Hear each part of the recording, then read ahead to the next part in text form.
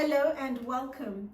If you're somebody who likes Scotland and you like being active in Scotland, whether it's hiking, grouse shooting, deer stalking, fly fishing, for example, and you want to stay somewhere swish, somewhere really upmarket with fantastic food, even better wine, then there are a couple of places I'd like to recommend where I personally stayed recently.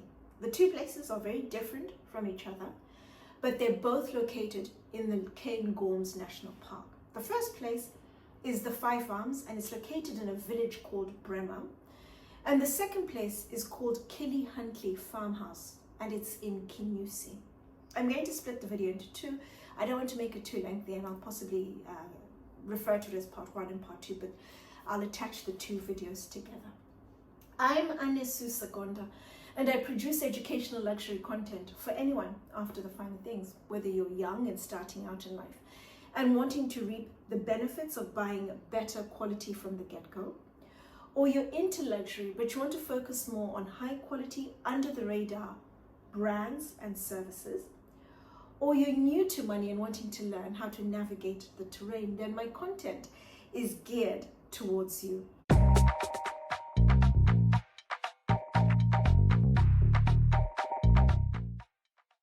Braemar is about half an hour away from Balmoral Castle, and en route to the Five Arms we stopped over to take a look at the castle and hike for a couple of hours within the grounds. And I wanted to see Balmoral Castle for a couple of reasons. Firstly, the late Queen Elizabeth was incredibly loved and adored by the country. She led with absolute grace. And coupled with the fact that when I was a student many years ago, I worked for a company that provided staff for some of the major sporting, entertainment and cultural events in the United Kingdom. And every summer during my university days, I would work at the Buckingham Palace tea parties hosted by the Queen. And I remember one particular year, I was in charge of the sandwich making, and during the course of cutting the crusts off and so forth, the late Queen came around and I ended up having a conversation with her. And so ever since that moment, she's always been distantly on my radar, and I've always kept a tab on what's going on. And then of course, she died when she was actually in residence at Balmoral, and she lay in repose for a few days in the ballroom, which we also were able to see. So members of the royal family and staff could pay their respects and spend time with her. And so we wandered over to Balmoral Castle before going over to the Five Arms to check in, but we booked our tickets too late. It's incredibly popular with tourists, and we ended up getting tickets just to see the grounds, which was more than enough. And I wasn't really fussed on seeing the inside. It was more just seeing Balmoral and getting an appreciation, a first-hand appreciation of what it looks like, because it was mentioned a lot when the late Queen was alive. And what really stood out was it's a typical country house, but incredibly well maintained, as you can imagine. And we went the week before it was due to close in preparation for the King and Queen arriving, and then they'd have various family members visiting and so forth. And so the staff were busy just making sure all the last minute arrangements were in place and everything was looking as pristine as possible. And what I really liked is the fact that every single royal member who has ever lived at Balmoral, they've all individually left their own mark on the castle. I particularly liked the sunken-in garden that was designed by Queen Victoria.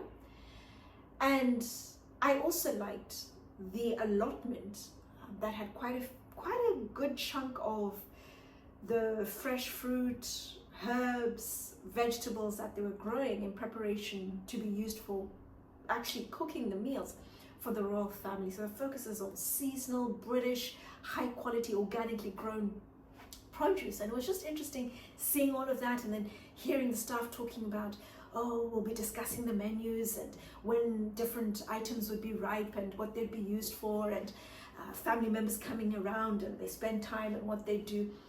And Balmoral Castle is their home. You get to see where they relax, where they have picnics, where they spend time, and it's a home they actually use and enjoy. And then the bulk of the time was just spent hiking around the grounds. They own about 50,000 acres of land around the castle. And then ended up seeing the Prince Albert cairn that was designed, commissioned by Queen Victoria in memory of the late Prince Albert, her husband. But it was an enjoyable way to spend a couple of hours and just see the castle, because it was mentioned a lot. The Queen loved Balmoral when she was alive. And then a couple of hours later, we then headed on to the Fife Arms to check in. Braemar is in a part of Scotland that's very well known for the deer stalking, hunting, the grouse shooting, for example. And that's very much the look and feel of the Fife Arms Hotel. When you walk in, you are immediately met by incredibly rich, deep, dark hues of varying colors. The furniture, they've mixed, matched and clashed the patterns. And there's a lot of dark, heavy wood throughout the hotel.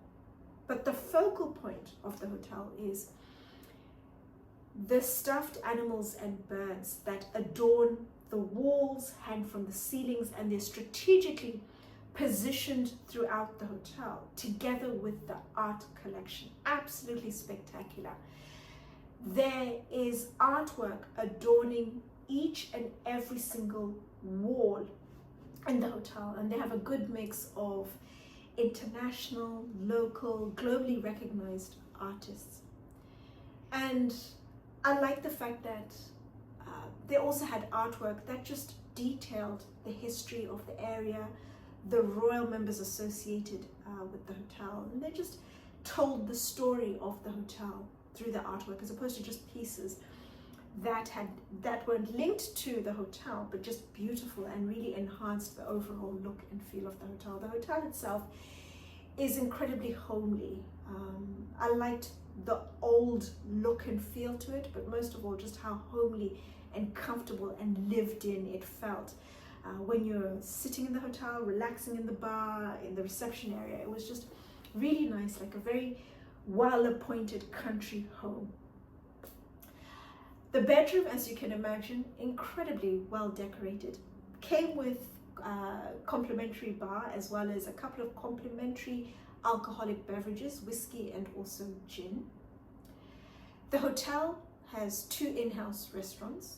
There is the Flying Stag, which is a pub offering casual dining, and there's literally a life-size stag flying above the bar, and it's a fairly big pub that was busy pretty much all of the time, with a very good selection of beers.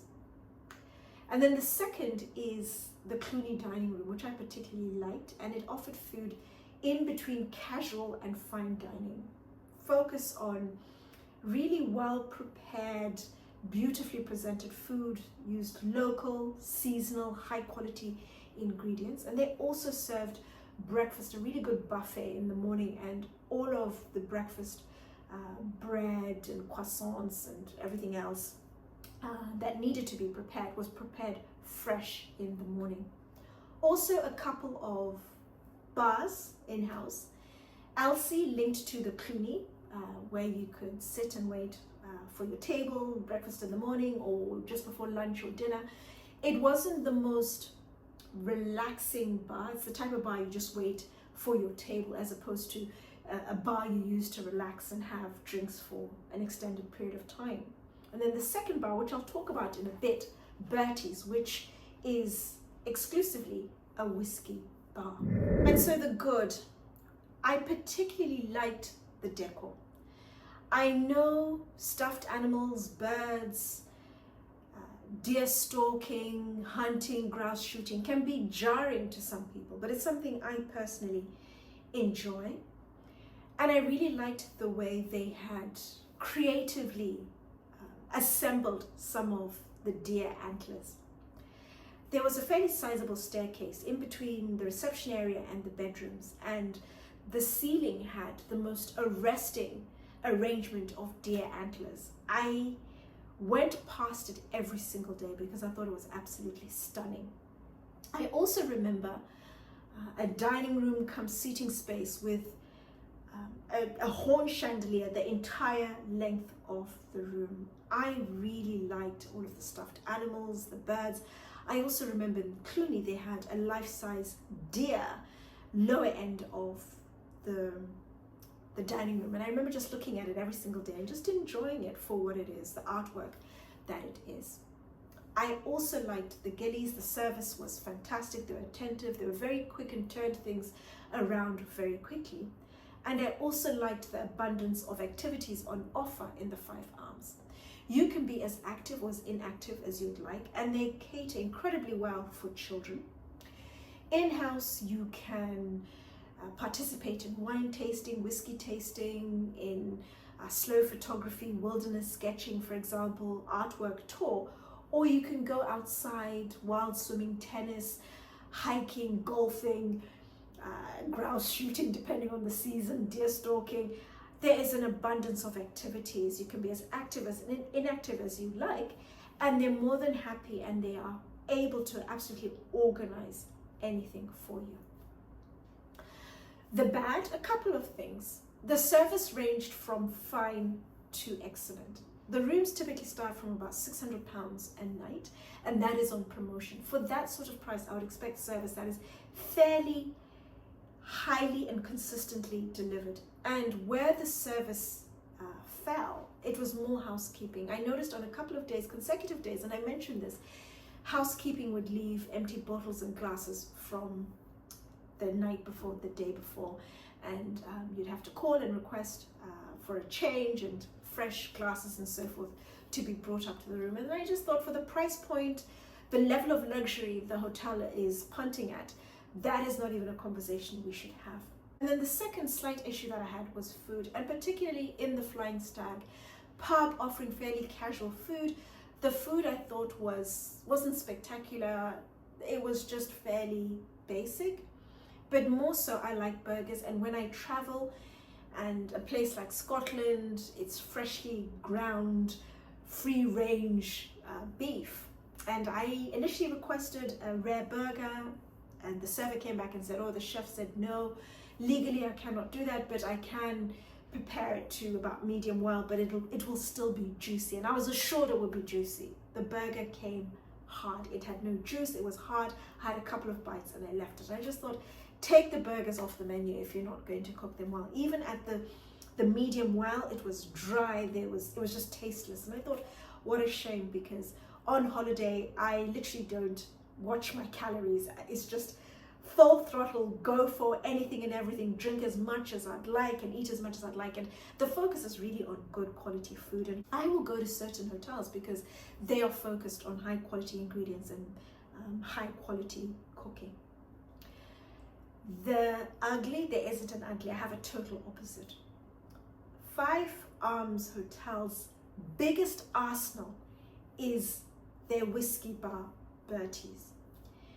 If you are somebody who likes whiskey, you're fanatical about whiskey, you want nothing but the best, then I can't recommend Bertie's highly enough. And I'm not saying this lightheartedly. If you work for an establishment where you serve whiskey, and you would like to learn from what I think is one of the best, then send your staff or treat yourself, bucket list, a birthday, a boys' holiday, a family holiday, and make it a point to go to Bertie's, because what they do in Bertie's is absolutely outstanding and exemplary. They have a selection of about 375 whiskies. That is what they had when we went to the bar, but that number can go up and it can go down depending on the time of year and how busy they are. But they have a very good selection of whiskies from all countries, different types. The whiskies are arranged according to the flavor. So it's fragrant, rich, peaty, fruity, for example. And there isn't a menu, but they have staff that are absolutely outstanding in their knowledge. They will have a conversation, find out what you like, and then suggest. And then you can try something, move on to something else, or just have a second or third glass of whatever you'd like. But what really stood out was just their level of knowledge. It was absolutely mind-blowing how much information they knew, and the eloquence, and then knowing their product and the abundance of product. Price-wise, I would suggest maybe mention your budget, or if they're going to offer you a whiskey that's fairly expensive, I'd imagine from about 50 or 100 pounds a shot, they will tell you before they pour. But they have whiskies that range in price from £4,500 through to £10,000. And the particular whiskey that is the most expensive, £10,000 a shot, is from Balmoral Castle, and it was distilled in 1833. And there are a limited number of bottles that were recently auctioned, and the hotel bought 2, and they've opened one, and they've had 4 punters who've come in, and they're all collectors who didn't want to open their bottles that they bought, and they had a shot at the Five Arms Hotel. But that is an absolute stunning whiskey. A talking point, if you're absolutely fanatical, if you can afford it, I'd recommend it. But regardless, if you are an ardent whiskey drinker and you want an absolutely outstanding, once in a lifetime bucket list whiskey experience, then I cannot recommend the Five Arms BIRKIN highly enough. Thoroughly enjoyable stay, 4 days of rest, relaxation after really tough hikes, fairly decent food throughout, great wine, fantastic ciders. I like cider, fruit ciders, and they had some really interesting ciders we don't have in England. Any thoughts, any questions, as always, do let me know in the comment section down below.